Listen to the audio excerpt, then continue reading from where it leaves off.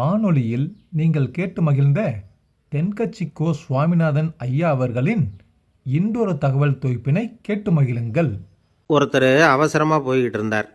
எங்கே போய்கிட்டு இருக்கீங்க அப்படின்னு கேட்டார் ஒரு பெரியவர். கடைக்கு போகிறேன் சார், சாமான் வாங்கிறதுக்கு அப்படின்னார். அங்கே போகிறதுக்கு முன்னாடி தெரிஞ்சிக்க வேண்டியதெல்லாம் தெரிஞ்சுக்கிட்டீங்களா அப்படின்னு கேட்டார் பெரியவர். கடைக்கு போய் காசை கொடுத்து ஒரு பொருளை வாங்கிட்டு வரப்போகிறோம், இதில் தெரிஞ்சிக்க வேண்டியது என்ன இருக்குது அப்படின்னார் அலட்சியமாக. இப்போ அந்த பெரியவர் பேச ஆரம்பித்தார். இந்த உலகத்தில் எந்த ஒரு செயலில் இறங்குறப்பவும் நாம் நல்லா ஆலோசனை பண்ண வேண்டிய விஷயம் 5 அப்படின்னார். உதாரணமாக, ஒருத்தன் கடைக்கு போய் ஏதோ ஒரு பொருளை வாங்கிட்டு வர போகிறான்னு வச்சுக்கங்களேன். அப்போ கூட அவன் 5 விஷயங்களை பற்றி தெரிஞ்சுக்க வேண்டியிருக்குது அப்படிங்கிறார் அவர். முதல்ல அந்த பொருள் எப்படிப்பட்டது அப்படிங்கிறத தெரிஞ்சுக்கணும். ரெண்டாவதாக தன்னை பற்றியும் தெரிஞ்சுக்கணும். அப்போ தான் அந்த பொருள் தனக்கு தேவையா இல்லையா அப்படிங்கிறத புரிஞ்சுக்க முடியும். மூணாவதாக தெரிஞ்சுக்க வேண்டியது ஒன்று இருக்குது. அது என்னென்னா, அந்த பொருளை அடையிறதுக்கு வழி என்ன அப்படிங்கிறத தெரிஞ்சுக்கணும். அதாவது எவ்வளவு பணம் கொடுத்தா அது கிடைக்கும், இது மாதிரியான விஷயங்கள். நாலாவதாக அந்த பொருளை அடையிறது மூலமாக நாம் அடையக்கூடிய பயன் என்ன அப்படிங்கிறதையும் உணரணும். அஞ்சாவது, அந்த பொருளை அடையிறதுல இருக்கக்கூடிய தடை எது அப்படிங்கிறதையும் நாம் தெரிஞ்சுக்கணும். பெரியவர் பேசுகிறது ஏதோ தத்துவம் மாதிரி தெரியுது இல்லையா? தத்துவம்தான். அதாவது இப்படி உலகியல் வாழ்க்கையில் சின்ன சின்ன விஷயங்கள்லேயே நாம் 5 விஷயங்களை தெரிஞ்சுக்க வேண்டியிருக்குது. அது ரொம்ப அவசியமாக இருக்குது. பேரின்ப நிலைன்னு சொல்கிறாங்கள்ல, அது மாதிரி பெரிய சமாச்சாரங்கள்லேயும் இந்த 5 விஷயங்களை நாம் தெரிஞ்சுக்க வேண்டியிருக்குது. அதுக்கு பேர் என்னன்னா அர்த்த பஞ்சகம். வைணவ சமயத்தில் அர்த்த பஞ்சகம்ங்கிறது ரொம்ப பெரிய விஷயம். கடைக்கு போகிறது மாதிரி கடவுளை பார்க்க போகிறப்பவும் நாம் 5 விஷயங்களை தெரிஞ்சுக்கணுமா. முதல்ல பரம்பொருள் அப்படிங்கிறது என்ன, அதோட தன்மைகள் என்ன, இதை தெரிஞ்சுக்கணும். இதுக்கு பேர் என்னென்னா பரமாத்ம ஸ்வரூபம் அப்படின்னு பேர். ரெண்டாவது, நாம் யார், நம்மோட தன்மை என்ன அப்படிங்கிறத தெரிஞ்சுக்கணும். நான் யாருன்னு எனக்கே தெரியலங்கிறப்போ இதை நான் சொல்கிறேன்னு இது என்னுடையதுன்னு சொல்கிறது தப்பு தானே. அப்புறம் மூணாவது விஷயம், பரம்பொருளை நாம் அடையிறதுக்கு வழி எது, இதை தெரிஞ்சுக்கணும். இது உபாய ஸ்வரூபம் அப்படின்னு பேர். நாலாவது விஷயம், நாம் அடைய வேண்டிய பயன்கள் என்ன அப்படிங்கிறத தெரிஞ்சுக்கிறது. இதுக்கு புருஷார்த்தம் அப்படின்னு பேர். அஞ்சாவது, அந்த பயனை அடைய விடாமல் தடுக்கிற தடைகள் யாவை அப்படிங்கிறத தெரிஞ்சுக்கிறது. இது விரோதி ஸ்வரூபம். இதைத்தான் தடையியல் அப்படின்னு சொல்கிறாங்க. அதாவது பரமாத்மாவை பற்றிய அறிவு, ஜீவாத்மாவை பற்றிய அறிவு, உபாயம் பற்றிய அறிவு, புருஷார்த்தம் பற்றிய அறிவு, இந்த 4 அறிவுக்கும் எதிரடையாக, அதாவது அதையெல்லாம் தப்பாக புரிஞ்சுக்கிறதால உண்டாகக்கூடிய அறிவு விரோதி ஸ்வரூபம். என்ன இது தகவலில் ஏதாவது கதை சொல்லுவீங்கன்னு பார்த்தா ஏதோ தத்துவம் பேசிகிட்டு இருக்கிறீங்களே அப்படின்னு நினைக்கலாம். இதுவும் தெரிஞ்சிக்க வேண்டிய ஒரு பெரிய விஷயந்தான். காதில் போட்டு வச்சா எப்போவாவது உபயோகப்படும். என்னுடைய நண்பர் ஒருத்தர் ஒரு நாள் என்கிட்ட சொன்னார், சார், அடுத்த மாதம் தஞ்சாவூரில் ஒரு கல்யாணம், போகிறதா வேண்டாமா அப்படின்னு ஒரே குழப்பமாக இருக்குது அப்படின்னார். நான் உடனே இந்த அர்த்த பஞ்சக உபதேசம் பண்ண ஆரம்பித்தேன். அவர் எல்லாத்தையும் பொறுமையாக கேட்டுவிட்டு, சரி சார், நான் போகிறதுன்னு முடிவு பண்ணிவிட்டேன்னார். எப்படி இந்த முடிவுக்கு வந்தீங்க அப்படின்னு கேட்டேன். அவர் சொன்னார், சார், அந்த 2வது பாயிண்ட் ஒன்று சொன்னீங்களே, அதை புரிஞ்சுக்கிட்டதுக்கு அப்புறம்தான் இந்த முடிவுக்கு வந்தேன் அப்படின்னார். என்ன 2வது பாயிண்ட்டுன்னு? அதாவது தன்னை பற்றி புரிஞ்சுக்கணும் அப்படின்னு சொன்னீங்க. உடனே என்னை பற்றி புரிஞ்சுக்கிட்டேன், நான் யாருங்கிறது எனக்கு தெரிஞ்சுது, உடனே போகிறது தான் நல்லதுன்னு முடிவு பண்ணிவிட்டேன்னார். நீங்கள் யாருன்னு கேட்டேன். நான் தான் சார் அந்த கல்யாணத்தில் தாலி கட்ட வேண்டிய மாப்பிள்ளை அப்படின்னார். ஒரு காடு, அங்கே புத்தர் அவர் பாட்டுக்கு நடந்து போய்கிட்டே இருக்கிறார். அவருக்கு பின்னாடி ஒரு குரங்கு, அதுவும் தொடர்ந்து வந்துக்கிட்டே இருக்குது. புத்தர் திரும்பி பார்த்தார். குரங்கு அப்படியே குதித்து உயர எழும்பி ஒரு கிளையில் போய் உக்காந்துது. ஏன் இப்படி பண்ணுறேன்னு கேட்டார் புத்தர். என்னை சாதாரணமாக நினைக்க வேணாம், நான் மகாமந்தி, என்னால் எல்லாம் முடியும், முடியாதுங்கிற வார்த்தையே என்னுடைய அகராதியில் கிடையாது, என்ன வேணும்னாலும் செய்வேன் அப்படின்னுது. அப்படின்னா ஒரு பந்தயம் வச்சுக்கலாமான்னார் இவர். ஓ, வச்சுக்கலாமேன்னுது. வேறு ஒன்றும் இல்லை, இப்போ நீ மேலே எழும்பி அந்த கிளையில் உட்காந்தது மாதிரி அங்கேருந்து தாவி என் உள்ளங்கையில் உட்காரணும், அவ்வளவுதான் அப்படின்னார். அப்படி உட்காந்துட்டா என்ன பரிசு அப்படின்னு கேட்டது அது. சொர்க்கத்தில் இருக்கிற மாமன்னன் மரகத சக்கரவர்த்தியை என்னோட இருக்கும்படியாக கூப்பிட்டுக்கிறேன். அந்த சமயத்தில் அவருடைய அரியணை வந்து அங்கே காலியாகிடும். நீ அதில் போய் உட்காந்துக்கலாம். பந்தயத்தில் தோத்துட்டா ஒரு கல்ப காலம் இந்த பூமியில் வாழ வேண்டியிருக்கும். அதுக்கு பிறகு தான் என்கிட்ட வர முடியும். என்ன சொல்கிற அப்படின்னார். குரங்குக்கு தாவறது ஒரு பெரிய காரியமா? இது எனக்கு ரொம்ப சாதாரண விஷயம். என்ன இப்போவே தாவட்டுமா அப்படின்னுது. சரின்னு சொல்லி உள்ளங்கையை நீட்டினார். அவருடைய கை தாமரை இலை அளவுக்கு அப்படியே விரிஞ்சுது. குரங்கு சௌகரியமாக வந்து உட்கார்றதுக்காக. குரங்கு தாவறதுக்கு தயாராச்சு. அதுக்கு முன்னாடி ஒரு சின்ன யோசனை அதுக்கு. இந்த கிளையிலேருந்து அந்த கைக்கு தாவறது எனக்கு ரொம்ப அற்பமான ஒரு வேலை. இது ரொம்ப சாதாரணம். என்னுடைய கௌரவத்துக்கு இது சரியாக இருக்காது. அதனால் நான் என்ன பண்ண போகிறேன்னா, இங்கேருந்து கிளையிலேருந்து அப்படியே உயர எழும்ப போகிறேன். எழும்பி மேல் உலகம் போய் அங்கே ஒரு சுற்றிவிட்டு அதுக்கப்புறம் அங்கேருந்து நேராக வந்து இந்த கையில் உட்கார போகிறேன் அப்படின்னு நினச்சிது. என்ன யோசிக்கிற அப்படின்னார் புத்தர். ஒன்றும் இல்லை, இந்த பாயிரம் பார் அப்படின்னு சொல்லி தாவி உயர போயிட்டுது. கொஞ்ச நேரத்தில் வான உலகத்துக்கே போய் சேர்ந்துட்டுது. அங்கே போய் பார்த்தா அங்கே ஒரு 5 பளிங்கு தூண்கள் இளம் சிவப்பு நிறத்தில் நின்றுக்கிட்டு இருக்குது. குரங்கு நினச்சிக்கிட்டது, புத்தர்கிட்ட போய் இந்த பளிங்கு தூண்களை பார்த்தோம்னு சொன்னால் அப்படியே திகைச்சு போயிடுவார். இந்த தூணில் ஏதாவது அடையாளம் செஞ்சுட்டு போகணும் அப்படின்னு அந்த இடத்துல மிதந்துக்கிட்டே நினச்சிது. உடனே ஒரு தூணில் எழுதிச்சு. என்ன எழுதிச்சுன்னா, ஒரு மகா ஞானி இங்கே வந்துட்டு போகிறார் அப்படின்னு எழுதிச்சு. எழுதிவிட்டு அப்படியே கீழே தாவி வந்து புத்தரோட உள்ளங்கையில் உட்காந்துது. எப்படி பார்த்தீங்களா என்னுடைய வேலை? வான உலகத்துக்கே போய் அங்கே இருக்கிற 5 பளிங்கு தூண்களை பார்த்துட்டு அதில் நான் வந்த விவரத்தை எழுதி வச்சுட்டு அதுக்கப்புறம் இங்கே வந்திருக்கிறேன் அப்படின்னுது ரொம்ப பெருமையாக. அப்படியா அப்படின்னார் புத்தர். ஆமாம், சந்தேகமாக இருந்தால் வாங்க, அழைச்சிட்டு போய் காட்டுறேன் அப்படின்னுது அந்த குரங்கு. அதுக்கு தேவையில்லை, அப்படியே கொஞ்சம் கீழே குனிஞ்சு பார் தெரியும் அப்படின்னார் புத்தர். அங்கே பார்த்தா புத்தரோட உள்ளங்கை தெரிஞ்சுது. நல்லா உத்து பார்த்துது. அவரோட ஒரு விரலில் அது எழுதிய வாசகம் தெரிஞ்சுது. குரங்கு யோசனை பண்ணிச்சு, அப்படின்னா வானத்தில் நான் பார்த்தது புத்தரோட விரல்களா அப்படின்னு யோசிச்சுது. இதை புரிஞ்சுக்கிட்ட உடனே அந்த குரங்கோட கர்வம் அழிஞ்சு போச்சான். நம்ம மனசு தான் இந்த குரங்கு. மனம்ங்கிறதும் ஆணவங்கிறதும் ஒரு நாணயத்தின் 2 பக்கங்கள். மனம் உள்ளவரை ஆணவமும் இருக்கும். மனம் அழிஞ்சாதான் ஆணவம் அழியும். மனம் அழிய வேண்டும் அப்படின்னு பெரியவங்க சொல்கிறது இந்த அர்த்தத்தில் தான். நம்ம ஆளுங்க சவால் விடுறதெல்லாம் வேறு மாதிரி. ஒருத்தன் ஒரு வாய்க்காலை தாண்டுறேன்னு பந்தயம் கட்டி தாண்ட முடியாமல் வாய்க்காலில் விழுந்து காலை உடச்சிக்கிட்டு கட்டு போட்டுக்கிட்டு வந்தான். ஏன்டா அப்படின்னு கேட்டாங்க. நான் பந்தயம் கட்டின நேரம் சரியில்லை அப்படின்னா. எப்படிறான்னு கேட்டிருக்காங்க. வாய்க்காலில் தண்ணி இருக்கிற நேரமாக பார்த்து பந்தயம் கட்டியிருக்கணும் அப்படின்னானா. ஒரு ஊரில் ஒரு இளைஞன் இருந்தான். ஒரு நாள் அவன் ஒரு குருவை தேடிக்கிட்டு புறப்பட்டான். ஊரை விட்டு வெளியில் போனான். போகிற வழியில் ஒரு காடு. அந்த காட்டில் ஒரு மரத்தடியில் ஒரு பெரியவர் உட்காந்துருக்கிறார். அமைதியாக மௌனமாக அவர் அமர்ந்திருக்கிறார். இந்த பெரியவரை விசாரிக்கலாம், குருவை தேடி கண்டுபிடிக்கிறதுக்கு இவர் ஏதாவது ஒரு வழி சொல்லி கொடுப்பார் அப்படின்னு நினச்சிக்கிட்டு அவரை நெருங்கினான். ஐயா, எனக்கு ஒரு குரு தேவை, எங்கே கிடைப்பார்? அவரை எப்படி அடையாளம் கண்டுபிடிக்கிறது? அதை பற்றி ஏதாவது விவரம் சொன்னீங்கன்னா நான் கண்டுபிடிச்சிக்குவேன் அப்படின்ட்டுருக்கான். பெரியவர் நிமிர்ந்து பார்த்தார். தம்பி, அது ரொம்ப சுலபம். அவர் வயசானவராக இருப்பார். என்னை விட சுமார் 30 வயசு அதிகமாக இருக்கும். அவர் ஒரு மரத்தடியில் தான் உட்காந்துருப்பார் அப்படின்ட்டுருக்கான். சரிங்க பெரியவரே, அது என்ன மாதிரியான மரம், எப்படி இருக்கும் அப்படின்னு கேட்டிருக்கான். பெரியவர் அந்த விவரங்களையும் சொல்லியிருக்கிறாரு. அது மட்டும் இல்லை, சந்திக்கிற நாள், நேரம், வினாடி முதற்கொண்டு எல்லா விவரங்களையும் துல்லியமாக சொன்னாராம். இவ்வளவு விவரங்களை இவரால் எப்படி சொல்ல முடியுது அப்படின்னு இவனுக்கு ஆச்சரியம். இருந்தாலும் அந்த பெரியவர் கடைசியாக ஒரு விவரம் சொன்னார். அது என்ன தெரியுமா? எப்படியும் நீ அவரை சந்திக்கிறதுக்கு ஒரு 30 வருஷம் ஆகும் அப்படின்னு சொல்லிவிட்டாராம். ரொம்ப நன்றிங்க பெரியவரே அப்படின்னு சொல்லிவிட்டு அந்த இளைஞன் புறப்பட்டுருக்கான். இப்போ அவனுக்கு குரு பற்றின விவரம் எல்லாம் கிடச்சிட்டுது. சந்திக்கிற நேரமும் தெரிஞ்சுட்டுது. ஆனால் 30 வருஷம் அவரை தேடி அலைய வேண்டியிருக்குமே. அவன் தேட ஆரம்பித்தான். காடு மலை எல்லாம் சுற்றி அலைஞ்சான். பல வருஷங்கள் தேடினான். அழுத்து போயிட்டான். கடைசியில் அவனுக்கும் வயசாகிட்டுது. கடைசியில் தன்னுடைய சொந்த ஊருக்கே திரும்பி போய்கிட்டு இருந்தான். அங்கே ஒரு மரத்தடியில் அவன் தேடிக்கிட்டு இருந்த குருநாதர் கிடைச்சார்.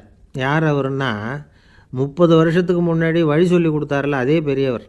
அவருக்கு இப்போ 30 வயசு அதிகமாக இருந்தது. அதே மரம். அன்னைக்கு பெரியவர் சொன்ன அடையாளம் இப்போ பொருத்தமாக இருந்தது. இப்போ அந்த பெரியவர் சொன்னார், சரியாக வந்து சேர்ந்துட்டேன், வா, உனக்காக தான் நான் இவ்வளவு காலமும் காத்துக்கிட்டு இருந்தேன் அப்படின்னாராம். என்ன சொல்கிறீங்கன்றிருக்கான். 30 வருஷத்துக்கு முன்னாடி என்கிட்ட வந்தியே, அப்போவே என் காலம் வந்து முடிஞ்சு போயிருந்தது. அப்போவே என்ன உனக்கு அடையாளம் தெரியல, அதனால் இவ்வளவு காலம் உனக்காக காத்துட்ருக்கும்படி ஆகிட்டுது அப்படின்னாராம். ஐயா, அப்போவே நீங்கள் சொல்லியிருக்கலாமே, இதுதான் 30 வருஷம் கழித்து நீ சந்திக்க போகிற இடம், நான் தான் உன்னுடைய குரு அப்படின்னு சொல்லியிருக்கலாமே அப்படின்ட்டுருக்கான். அந்த பெரியவர் சிரிச்சுக்கிட்டே இதுக்கு பதில் சொன்னாராம், நான் எவ்வளவோ விவரமாக தான் சொன்னேன், நீ சரியாக புரிஞ்சிக்கல. காரணம், அப்போது நீ போதுமான அளவுக்கு பக்குவம் பெற்றிருக்கவில்லை. அதனால் புரியும் சக்தி இல்லாமல் போயிட்டுதப்போ 30 ஆண்டு காலம் நீ அலைஞ்சு தெரிஞ்சிருக்கிற. அது காரணமாக இப்போ உனக்கு அந்த பக்குவம் வந்துட்டுது. அதனால தான் அடையாளம் காண முடிஞ்சுது, நானே உன்னுடைய குரு அப்படின்னாராம். இதிலேருந்து என்ன தெரியுதுன்னா, ஆன்மீகத்தில் மாணவனாக சேர்றதுக்கு கூட ஒரு பக்குவத்தன்மை தேவைப்படுது. ஒரு பெரிய ஞானி, அவர்கிட்ட சீடனாக இருக்க ஒருத்தன் வந்தான், எதிரில் நின்னான். ஞானி அவனை வெகு நேரம் உற்று பார்த்தார். அப்புறம் சொன்னார், சீடனாக இருக்கிறது ரொம்ப சிரமம்னார். நான் தயாராக இருக்கிறேன்னா.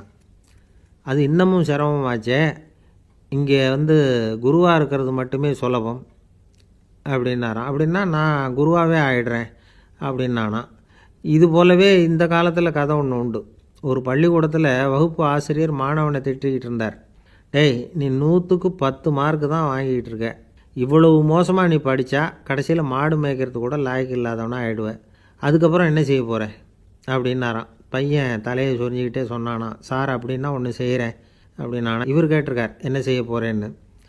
வேறு என்ன சார், உங்களை மாதிரி ஒரு ஆசிரியர் ஆகிடுறேன் அப்படின்னானா. நம்மளில் சில பேர் ரொம்ப தைரியமாக இருப்பாங்க.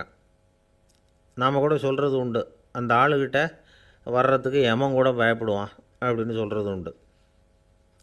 தைரியசாலிகளை நெருங்கிறதுக்கு யமன் பயப்படுவான் அப்படின்னு சொல்கிறது உண்மை தான். அது பொய் இல்லை. மன வலிமை இருக்குது பாருங்கள், அது மனுஷனை காப்பாற்றும்.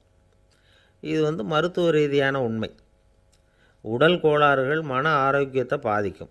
மன எழுச்சி, மன போராட்டம் இதெல்லாம் உடல் இயக்கத்தில் மாறுதலை உண்டாக்குது.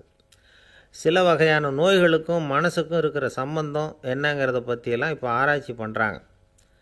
ஆஸ்மா, மூட்டு வலி, பெருங்குடல் அழற்சி, உயர் இரத்த அழுத்தம், சோரியாசிஸுங்கிற தோல் வியாதி, வயிற்று புண்ணு, இந்த தைராய்டு நச்சுத்தன்மை, இது மாதிரி நோய்களை உண்டாக்குறதுல மனசோட பங்கு என்னங்கிறத பற்றியெல்லாம் ஆய்வு பண்ணி பார்த்துருக்குறாங்க. எதுக்கு எடுத்தாலும் சோர்ந்து போகிறது, தோண்டு போகிறது, இப்படிப்பட்ட மனவாகு, அதோட யாரும் நமக்கு உதவ முடியாது அப்படிங்கிற மனோபாவம், கைவிடப்பட்ட மனநிலைமை, இதெல்லாம் நோயோட தீவிரத்தை ரொம்ப அதிகரிக்க செய்யுதான். இவங்கெல்லாம் அந்த கைகால் வலிக்குது, உடம்பு அசதியாக இருக்குது, தூக்கம் வரல, முதுகு வலிக்குது, உடம்பில் உணர்ச்சி குறையுது, கை கால் விரல்லாம் மரத்து போகுது, இப்படி ஏதாவது சொல்லிக்கிட்டு டாக்டர்களை தேடி வந்துக்கிட்டு இருப்பாங்க. நெஞ்சு வலி யாருக்கு வருது தெரியுமா? பதற்றம், போட்டி மனப்பான்மை, அளவுக்கு அதிகமான வேகம், துடிப்பு, பேராசை, இதுலேயும் கட்டுப்பாடு, நேரம் தவறாமை, அப்புறம் இதெல்லாம் உள்ள மனவாக உள்ளவங்க இருக்கிறாங்கல்ல, அவங்க பெரும்பாலும் நெஞ்சு வலிக்கு ஆளாயிடுறாங்களாம். ஃப்ரீட்மேன் அப்படிங்கிறவர் நிறைய ஆராய்ச்சியெல்லாம் பண்ணி பார்த்துட்டு இதை உறுதிப்படுத்தியிருக்கிறார். அவர் பண்ணின ஆராய்ச்சியில் என்னெல்லாம் தெரிய வந்தது தெரியுமா? பொறுப்பு அதிகம் உள்ளவங்களுக்கு கண்டிப்பாக இரத்த அழுத்தம் வரும், அதிகமாக இருக்குமா. அதே மாதிரி கண்டிப்பாக இருக்கிறாங்கல்ல, அவங்களுக்கும் இரத்த அழுத்தம் அதிகரிக்குமா.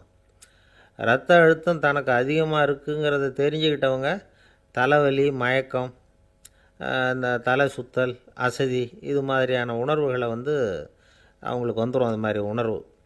ஆனால் உண்மை என்ன தெரியுமா? இதெல்லாம் இரத்த அழுத்தத்தினால இல்லை.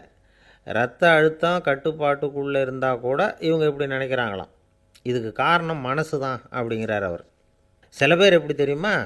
ஒருத்தர் மாரடைப்பால் இறந்து போனார் அப்படின்னு கேள்விப்பட்டால் போதும், இறந்து போகிறதுக்கு காரணம் இதயம்தான் அப்படிங்கிற பீதியால், இதய தளர்ச்சி அப்படிங்கிற மனநோயால் பாதிக்கப்படுறார்.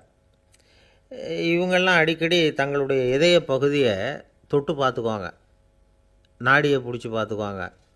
அடிக்கடி மூச்சை உள்ளுக்கு இழுத்து வெளியில் விட்டு வலி வருதா அப்படின்னு பார்த்துக்கிட்டு இருப்பாங்க. வேறு எங்கேயாவது வலிச்சா கூட நெஞ்சை வலிக்குதா அப்படின்னு பார்ப்பாங்க. நெஞ்சு வலிக்குதுன்னு கூட சில பேர் சொல்ல ஆரம்பிச்சிருவாங்க. ஆஸ்மாவுக்கும் மனசுக்கும் சம்பந்தம் உண்டு. தீர்வு காண முடியாத மன போராட்டங்கள் எல்லாத்துக்கும் அடுத்தவங்களையே சார்ந்து இருக்கிற மனநிலை, இதெல்லாம் ஆஸ்மாவினுடைய தீவிரத்தை அதிகப்படுத்திடும். பயம், இது எப்படின்னா என்ன நடக்குமோங்கிற பதற்ற நிலை, அப்புறம் இந்த பயம், இதெல்லாம் சுவாசித்தலை அதிகரிக்க செய்யுது இல்லையா. இதனால் இரத்தத்தின் காரத்தன்மை அதிகமாகி நோயின் தீவிரமும் அதிகமாகுது. மன போராட்டம், மனக்கவலை, மன இறுக்கம், இதெல்லாம் வந்து தோல் வியாதியை தூண்டி விடுதான். இது மாதிரி இன்னும் எவ்வளவோ இருக்குது. அதனால் இன்றைக்கி நமக்கு தேவை என்னென்னா மன வலிமை, மலர்ந்த முகம். இது ரெண்டும் இருந்துட்டுதுன்னா பலவிதமான நோய்கள் நம்மக்கிட்ட நெருங்கி வராது. டாக்டர் என்ன நெருங்காமல் இருக்கிறதுக்கு நான் ஒரு காரியம் பண்ணுறேன் அப்படின்னார் ஒருத்தர். அவர் என்ன அர்த்தத்தில் சொன்னார்னா, டாக்டர் வந்து அவரை நெருங்காமல் இருக்கிறதுக்கு அவர் ஒரு காரியம் பண்ணுறாராம். நண்பர்கிட்ட சொன்னார். நண்பர் கேட்டார், அது என்ன காரியம் பண்ணுற அப்படின்னு கேட்டார். தினம் ஒரு ஆப்பிள் பழம் சாப்பிட்றேன்னார் அவர். ஏன்னா ஆங்கிலத்தில் ஒரு பழமொழி சொல்லுவாங்கள்ல, an apple a day keeps doctor away அப்படிம்பாங்க. ஒரு ஆப்பிள் பழம் சாப்பிட்டா டாக்டர் விலகியே இருப்பார், டாக்டர்கிட்ட போக வேண்டிய அவசியம் இருக்காது அப்படிங்கிறதுக்காக அந்த பழமொழி சொல்கிறது. என்ன, நான் யாருமே நெருங்காமல் இருக்கிறதுக்கு நான் ஒரு காரியம் பண்ணுறேன்னார் இன்னொருத்தர். டாக்டர் நெருங்காமல் இருக்கிறதுக்கு ஆப்பிள் பழம் சாப்பிட்றேன்னார் அவர். என்னை யாருமே நெருங்காமல் இருக்கிறதுக்கு நான் ஒரு காரியம் பண்ணுறேன்னார் இன்னொருத்தர். அது என்னன்னு கேட்டோம்.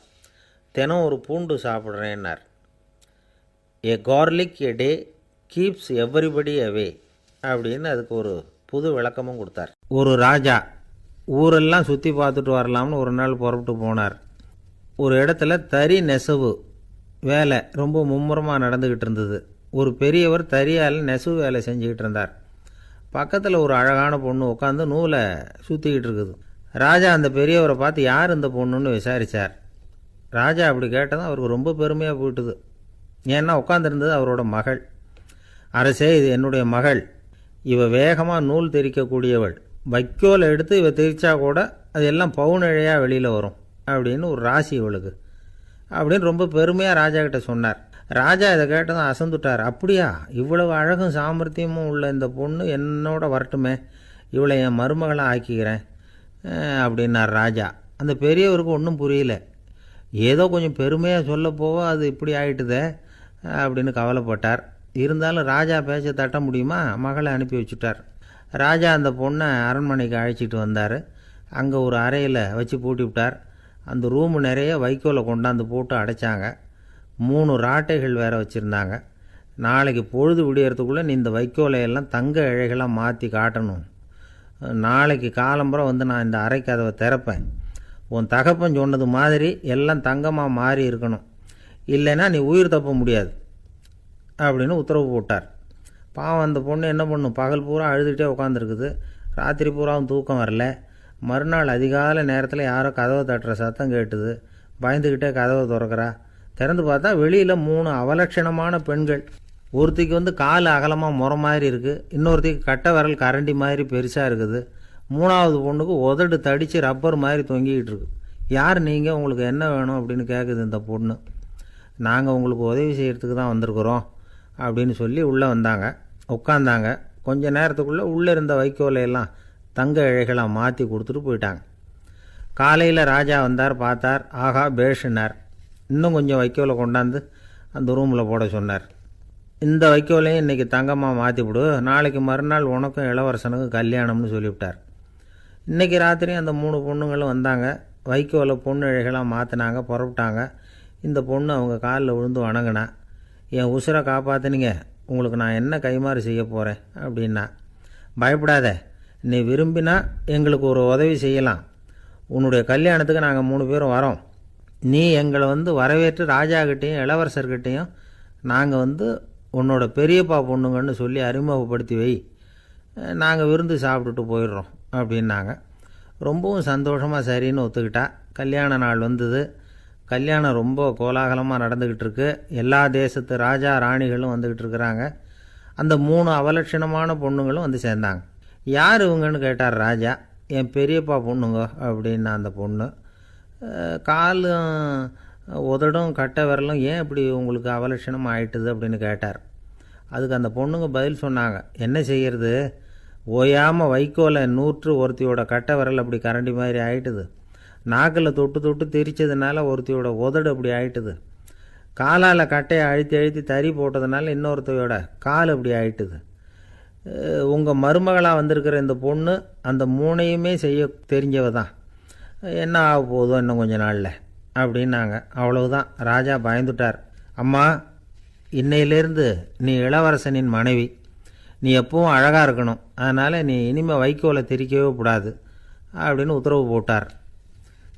அவளை இக்கட்டான சூழ்நிலையிலேருந்து காப்பாற்றின அந்த 3 பொண்ணுங்களும் சந்தோஷமாக திரும்பி போயிட்டாங்களாம்.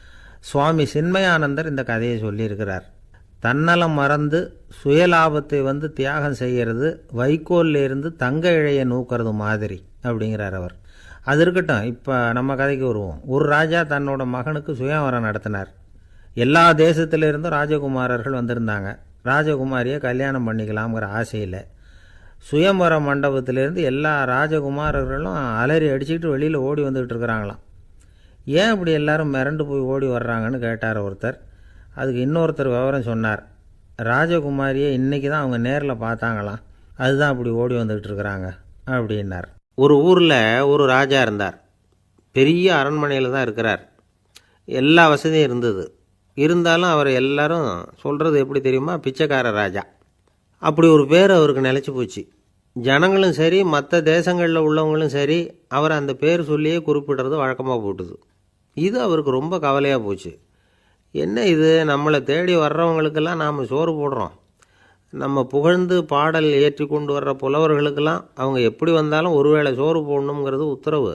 இவ்வளவுலாம் செஞ்சும் நம்மளை போய் பிச்சைக்கார ராஜான்னு எல்லாரும் சொல்கிறாங்களே, அது ஏன், எதுக்காக இப்படி சொல்கிறாங்க? இதுதான் ராஜாவுக்கு குழப்பம். சரி, இதை பற்றி நம்ம அமைச்சர்கள்கிட்ட கேட்கலாமா அப்படின்னு யோசனை பண்ணார். இந்த விஷயத்தை போய் அவங்கக்கிட்ட எப்படி கேட்குறதுன்னு அவருக்கு தயக்கமாக இருந்தது. கௌரவ குறைச்சலாக தெரிஞ்சுது அவருக்கு. சரி, சாதாரண குடிமக்கள்கிட்ட இதை பற்றி கேட்கலாமா அப்படின்னு யோசனை பண்ணார். கேட்கலாம், ஆனால் அவங்க யாரும் ராஜா முன்னாடி வந்து நின்று தைரியமாக பேசக்கூடிய அளவுக்கு இல்லை. ராஜாவோட குழப்பம் நாளுக்கு நாள் அதிகமாக போச்சு. கடைசியாக அவர் ஒரு முடிவுக்கு வந்தார். அதாவது இதை பற்றி ஒரு பிச்சைக்காரங்கிட்டே கேட்டு பார்த்துட்டா என்ன. இதுதான் அவர் பண்ண முடிவு. உடனே மாறு வேஷம் போட்டுக்கிட்டு நகர்வலம் போனார். ஒரு பிச்சைக்காரனை கண்டுபிடிச்சார். இதை பாருப்பா, நம்ம ராஜாவை எல்லாரும் பிச்சைக்கார ராஜான்னே சொல்கிறாங்களே, அதுக்கு என்ன காரணமாக இருக்கும் அப்படின்னு கேட்டார். அதுக்கு அவன் சொல்கிறான், இதுக்கான பதிலை இன்னும் ஒரு 30 நாளில் சொல்கிறேன் அப்படின்னா. உடனே இவருக்கு சந்தோஷம். உண்மையை அவங்ககிட்ட சொன்னார். நான் வேறு யாரும் இல்லை, நான் தான் இந்த நாட்டு ராஜா. இப்போ நீ என் கூடவே வந்துடும், அரண்மனையிலேயே தங்கிக்கோ. 30 நாள் கழித்து எனக்கு பதில் சொல்லிவிட்டு அதுக்கப்புறமா நீ போகலாம் அப்படின்னு சொல்லி அழைச்சிட்டு வந்துட்டார். அரண்மனையில் ஒரு மூலையில் அவன் தங்கிறதுக்கு இடம் கொடுத்தார். தினம் 2 வேளையும் இவனுக்கு சோறு போடுங்க அப்படின்னு உத்தரவு போட்டார். ராஜா கொடுத்த இடத்துல போய் உக்காந்துக்கிட்டான் அந்த பிச்சைக்காரன். தினமும் அந்த அரண்மனையில் நடக்கிறதையெல்லாம் கவனிச்சிக்கிட்டு வந்தான். வேளைக்கு சாப்பாடு வரும், சாப்பிட்டுக்கிட்டு இருக்கான். இப்படி 30 நாள் முடிஞ்சுது. ராஜா வந்தார். என்ன, என்னோட கேள்விக்கு பதில் என்னன்னு கண்டுபிடிச்சிட்டியான்னார். கண்டுபிடிச்சிட்டேன்னா. என்ன எல்லாரும் பிச்சைக்கார ராஜான்னு சொல்கிறாங்களே, அது நியாயமாக படுதா உனக்குன்னு கேட்டார். நியாயமாக தான் படுது, சந்தேகம் இல்லாமல் நீங்கள் பிச்சைக்கார ராஜா தான். என்ன தான் நீங்கள் வசதியோடவும் படைபலத்தோடவும் இருந்தால் கூட நீங்கள் எங்கள் வர்க்கத்தை சேர்ந்த ஆசாமி தான் அப்படின்னு அடித்து சொல்லிவிட்டான் அந்த ஆள். ஏனால் அப்படி சொல்கிறேன்னு கேட்டார் இவர். அரசே, ஒரு உண்மையை கண்டுபிடிச்சி சொல்கிறதா நான் உங்ககிட்ட சொன்னேன். நீங்கள் ராஜ பரம்பரைன்னா உடனே உங்கள் கழுத்தில் கிடக்கிற முத்து மாலையை கழட்டி பரிசாக கொடுத்துருப்பீங்க, பொன்னையும் மணியையும் கொடுத்துருப்பீங்க. ஆனால் நீங்கள் அப்படி செய்யலை. என்னை ஒரு மூலையில் உட்கார வச்சு 2 வேளை சோறு போட சொன்னீங்க. உங்களை தேடி யார் வந்தாலும், யார் வந்து பாராட்டி பேசினாலும் அல்லது பிரச்சனைகளை சொன்னாலும் நீங்கள் செய்கிற ஒரே காரியம் சோறு போடுறது தான். பிச்சைக்காரனுக்கு சோறு மட்டும்தான் உலகம். உங்கள் விஷயத்துலேயும் நீங்கள் அப்படி தான் நினைக்கிறதாக தெரியுது. நல்லா கவனிங்க. எந்த ஒரு பிரச்சனைக்கும் சோறு தான் முடிவுன்னு நினைக்கிறீங்க பாருங்கள். நீங்கள் சந்தேகமில்லாத எங்களை சேர்ந்த ஆள் தான் அப்படின்னு விட்டான் அந்த பிச்சைக்காரன். அதுக்கப்புறம் தான் அந்த ராஜா தன்னுடைய தவறுகளையெல்லாம் தேர்த்திக்கிட்டாராம். பசின்னு வர்றவங்களுக்கு சோறு தான் போடணும், அது தப்பு இல்லை. பாராட்ட வர்றவங்களுக்கெல்லாம் சோத்தையே போட்டு அனுப்புனா இப்படி தான் பேர் வரும். எனக்கு தெரிஞ்ச ஒருத்தர் தினமும் யாராவது ஒருத்தரை தன் வீட்டுக்கு அழைச்சிட்டு போவார், சாப்பாடு போட்டு அனுப்புவார். முன்னறிவிப்பு இல்லாமல் திடீர்னு ஒரு விருந்தாளியோடு வீட்டில் போய் இவர் நிற்கிறது வழக்கம். அந்த அம்மாவும் இவருக்காக தயார் பண்ணி வச்சுருந்ததை இவர் அழைச்சிட்டு வந்திருக்கிற விருந்தாளிக்கு போட்டுருவாங்க. விருந்தாளி சாப்பிட்டுட்டு போனதுக்கப்புறம் இவர் மனைவிகிட்ட உனக்கு சிரமம் வேணாம் அப்படின்னு சொல்லிவிட்டு பக்கத்தில் உள்ள ஒரு ஹோட்டலுக்கு போய் காசு கொடுத்து சாப்பிட்டுட்டு வந்துடுவார். பல நாள் இப்படி நடக்கும். ஒரு நாள் அவரை தனியாக கூப்பிட்டுக்கிட்டு போய் ஏன் இப்படி பண்ணுறீங்கன்னு கேட்டோம். அதுக்கு அவர் சொல்கிறாரு, எங்கள் வீட்டு சாப்பாட்டிலேருந்து தப்பிக்கிறதுக்கு எனக்கு வேறு வழி எதுவும் தெரியல சார், அதனால தான் இப்படி பண்ணிகிட்ருக்கிறேன் அப்படின்னார் ரொம்ப பரிதாபமாக. ஒரு நண்பர், அவர்கிட்ட பேசிக்கிட்டு இருந்தேன். மனித உறவுகள் பற்றி அவர் சொல்லிகிட்டு இருந்தார். அமெரிக்காவில் தந்தை மகன் உறவு எப்படி இருக்குது அப்படிங்கிறத விளக்கிறதுக்கு அவர் ஒரு கதையை சொன்னார். ஒரு அப்பா பகல் பூராவும் அலுவலகத்தில் வேலை, ஓடி ஆடி உழைச்சிக்கிட்டு களைச்சி போய் ராத்திரி 10 மணிக்கு மேலே வீடு திரும்பினான். வீட்டு வாசலில் அவரோட மகன் காத்துக்கிட்டு இருக்கிறான். இன்னமும் தூங்கலை. அப்பாவை வாசல்லையே தடுத்து நிறுத்தி, அப்பா உனக்கு சம்பளம் எவ்வளவு அப்படின்னு கேட்குறான். ஏற்கனவே ஆஃபீஸு பிரச்சனைகளால் அலுத்து போய் திரும்புகிற அப்பாவுக்கு கோவம் வந்துட்டுது. என்னடா இப்படிலாம் கேளுன்னு உங்கள் அம்மா உனக்கு சொல்லி கொடுத்தாளா அப்படின்னு சொல்லிவிட்டு உள்ளே போய் சட்டையை கட்டி மாட்டி விட்டு குளிச்சு விட்டு மறுபடியும் வெளியில் வந்து உடையை மாற்றுகிற சமயம் அப்போ மறுபடியும் மகன் உள்ளே வந்து நிற்கிறான் அவர் முன்னாடியே. அப்பா உனக்கு எவ்வளவு சம்பளங்கிறான் மறுபடியும். அப்பாவுக்கு எரிச்சல் அதிகமாகிட்டுது. மணிக்கு $20 போதுமா அப்படின்னார். அப்படின்னா எனக்கு ஒரு $10 தர முடியுமான்னா மகன். இதுக்கு தான் என் சம்பளம் எவ்வளவுன்னு கேட்டியா? 2ஆம் வகுப்பு படிக்கிற உனக்கு எதுக்குடா $10 அப்படின்னு கத்திவிட்டு தொலைக்காட்சி பெட்டியின் முன்னாடி போய் உட்காந்துக்கிட்டு ஏதோ நிகழ்ச்சியை பார்க்க ஆரம்பிச்சிட்டார். கொஞ்ச நேரம் கழித்து மறுபடியும் மகன் வந்து நிற்கிறான். அப்பா ப்ளீஸ் எனக்கு ஒரு $10 கொடுக்க முடியுமா? மகனுடைய கண்களில் கண்ணீர். என்னடா அவன் கண்ணீரை காட்டி காரியம் சாதிக்கலாம்னு பார்க்குறியா?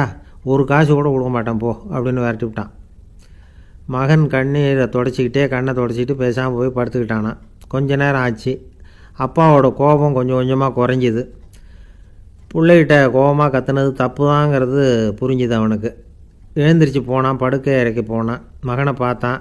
அவன் தலையணையை கட்டி பிடிச்சிக்கிட்டு அழுதுகிட்டு இருக்கிறான். அவனை மெல்ல நெருங்கி அவங்ககிட்ட எதமாக பேசுகிறதுக்கு ஆரம்பித்தானான். எதுக்குடா உனக்கு $10 பள்ளிக்கூடத்தில் கேட்டாங்களா அப்படின்னு கேட்டானான். மகன் சொல்லியிருக்கான், இல்லை டாடி, உனக்கு 1 மணி நேரம் சம்பளம் $20ன்னு சொன்னேன். நீ ஏற்கனவே எனக்கு கொடுத்த பாக்கெட் மணி $10 என்கிட்ட இருக்குது. இப்போ நீ இன்னொரு $10 கொடுத்தீங்கன்னா அதையும் சேர்த்து $20 ஆகிடும். அந்த $20 நான் உனக்கு கொடுத்துருவேன். அப்படி கொடுத்தா நீ என் கூட 1 மணி நேரம் செலவழிப்ப இல்லையா? அதுக்காக தான் $10 கேட்டேன் அப்படின்னு சொன்னானான். அந்த அப்பா கண்ணு கலங்கி போச்சான். ஆதரவோடு தன்னுடைய மகனை கட்டி பிடிச்சி அழ ஆரம்பிச்சிட்டாராம். இதுதான் நண்பர் சொன்ன கதை. அமெரிக்கா மட்டும் இல்லை, உலகம் பூராவும் இன்றைக்கி மனித உறவுகள் இப்படி தான் மாறிட்டுருக்கு. பெரியவர்கள் அறிவுரை என்ன தெரியுமா? உங்கள் குழந்தைகளிடமிருந்து குழந்தை பருவத்தை பிரித்து விடாதீர்கள் அப்படிங்கிறது தான். அதாவது இன்றைய குழந்தைகள் தங்கள் பிருந்தாவனத்தை இழந்து விடுகிறார்கள் அப்படிங்கிறது அவங்களுடைய கருத்து. இந்த நிலைக்கு நாம் காரணமாக இருந்துடக்கூடாது. குழந்தைகளோட விளையாடுவோம், குடும்பத்தோடு உறவாடுவோம் அப்படிங்கிறது தான் நம்முடைய நோக்கமாக இருக்கணும். இன்றைய உறவு முறைக்கு இன்னொரு உதாரணம் சொல்லுவாங்க. ஒருத்தர் வந்தாராம். அவர் பக்கத்தில் ஒரு சின்ன பையன். நாம் அவரை விசாரிக்கிறோம், யார் இந்த பையன் அப்படின்னா அவர் சொல்கிறார், இவன் எனக்கு தூரத்து உறவு அப்படின்னாராம். இந்த தூரத்து உறவுன்னா எப்படின்னு இருக்கான். இதுக்கு அவன் சொல்லியிருக்கிறான், இவன் எங்கள் அப்பாவுக்கு 8வது புள்ள அப்படின்னானான். அந்த காலத்தில் அண்ணாமலை ரெட்டியார்னு ஒருத்தர் இருந்தார். அவர் வெங்கனூர் அப்படிங்கிற கிராமத்தில் இருந்தார். அங்கேருந்து விருத்தாசலம் கோவிலுக்கு தவறாமல் போயிட்டு வந்துக்கிட்டு இருந்தார். இடையில் வெள்ளாறு. அதில் ஒரு சமயம் வெள்ளம் வந்துட்டுது. இவரால் போக முடியல. அதோட விளைவு வெங்கனூர்லேயே ஒரு கோவில் கட்டணும் அப்படின்னு முடிவு பண்ணார், சிவாலயம். அந்த சமயத்தில் வடநாட்டில் பஞ்சம். அதனால் அங்கே இருந்த பல சிற்பிகள் தென்னாட்டை நோக்கி வர ஆரம்பித்தாங்க. அவங்க வெங்கனூர் வழியாக வர்றது தெரிஞ்சதும் இவர் போய் பார்த்தார். இங்கே ஒரு கோவில் கட்டணும், அதுக்கு நீங்கள் உதவணும்னார். பஞ்ச காலத்தில் இப்படி ஒரு வாய்ப்பு கிடைச்சதில் அவங்களுக்கும் ரொம்ப மகிழ்ச்சி. உற்சாகத்தோடு ஒத்துக்கிட்டாங்க. ஆலய திருப்பணி ஆரம்பமாச்சு. அவங்களுக்கு வேண்டிய எல்லா வசதிகளையும் இவர் செஞ்சு கொடுத்தார். அவங்களுக்கு எந்த குறையும் இல்லாமல் பார்த்துக்கிட்டார். அது மட்டும் இல்லை, ஒவ்வொரு நாளும் அங்கே வருவார். உங்களுக்கு என்ன வேணும், எது வேணும்னு கேட்பார். ஏதாவது குறை இருந்தால் சொல்லுவாங்க, உடனே தீர்த்து வைப்பார். இவரும் கேட்பார், எந்த குறையாக இருந்தாலும் என்கிட்ட சொல்லுங்க அப்படின்னு சொல்லுவார். அதை தவிர இவராகவே கவனித்தும் அவங்களுக்கு என்னென்ன தேவைங்கிறத கண்டுபிடிச்சி அதையெல்லாம் கொடுத்துக்கிட்டு இருப்பார். என்ன தேவைன்னாலும் அதை நிறைவேற்றி வச்சுருவார். அந்த சிற்பிகளின் தலைவன் ஒருத்தன். அந்த ஆளுக்கு வெத்தலை பாக்கு போடுறது பழக்கம். இதை தெரிஞ்சுக்கிட்டு அதுக்காகவே ஒரு ஆளை ஏற்பாடு பண்ணார். வேணுங்கிறப்போலாம் நீ வெத்தலை சிவல் மடித்து கொடுக்க வேண்டியது உன் வேலை அப்படின்னு ஒருத்தனை ஏற்பாடு பண்ணிட்டார். இப்படியெல்லாம் செஞ்சதும் அவங்களுக்கும் ரொம்ப உற்சாகம். ரொம்ப பொறுப்பாக சிற்ப வேலைகளை செஞ்சுக்கிட்டு இருக்கிறாங்க. ஒரு நாள் என்னாச்சு தெரியுமா? அந்த சிற்பிகளின் தலைவன் ரொம்ப நுணுக்கமாக ஒரு வேலையை செஞ்சுக்கிட்டு இருக்கிறான். சாரம் போட்டு அது மேலே படுத்துக்கிட்டு அண்ணாந்து பார்த்து உச்சியில் நுணுக்கமான சிற்பங்களை உருவாக்கிக்கிட்டு இருக்கான்.